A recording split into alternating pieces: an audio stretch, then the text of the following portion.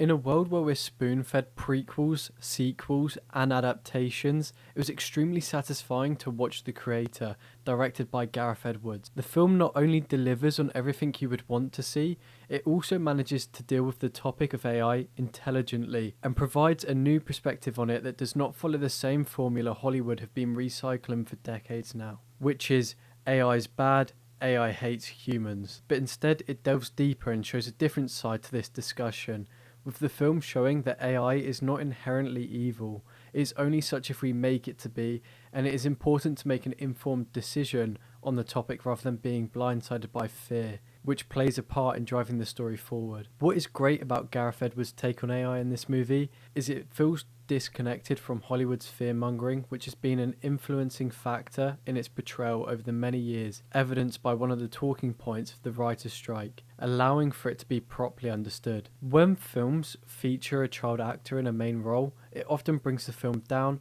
but with Madeline you really begin to care about her character, from the dialogue and acting, as it was not over the top and had the correct delivery, which made for a very convincing performance.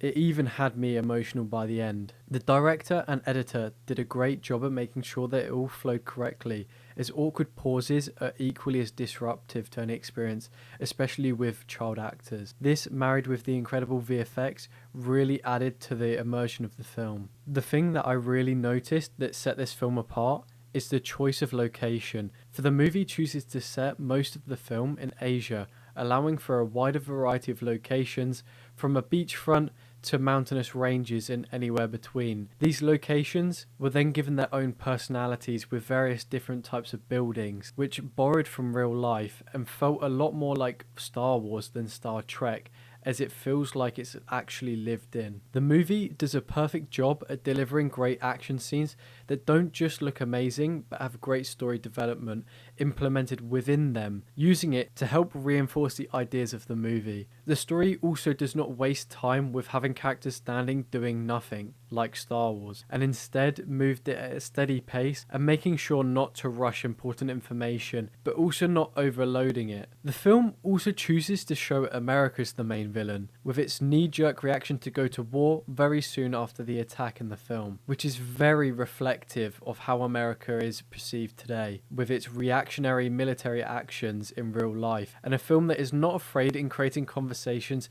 that it considered very controversial, which is important in making this film feel deeper than surface level movies that Disney produced. And when you learn that this film only costs less than 90 million to make, it's the icing on the cake, as it shows that to make a great movie you do not have to spend Marvel level money of over like 200 million, but instead if you pour the right care and love into the project, it can be equally as great or even better. I'm hoping this film does well, as if it does so, it will be a small cog in getting the Hollywood machine to realise there's value outside of franchise milking machines. So I recommend going and watching this movie, and I would love to know what you think of it. Consider subscribing and liking the video if you enjoyed this review, and I'll see you in the next video. Good night.